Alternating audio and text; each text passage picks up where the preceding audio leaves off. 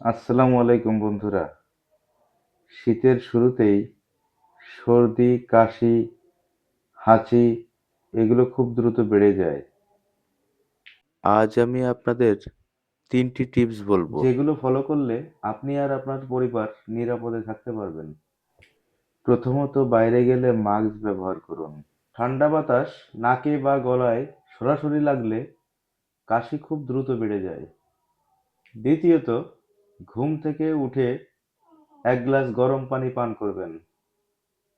এতে গলা ব্যথা কমে ও শরীর গরম থাকে। তৃতীয়ত, রাতে ঘুমানোর আগে ২ মিনিট গরম পানির ভাপ নিন।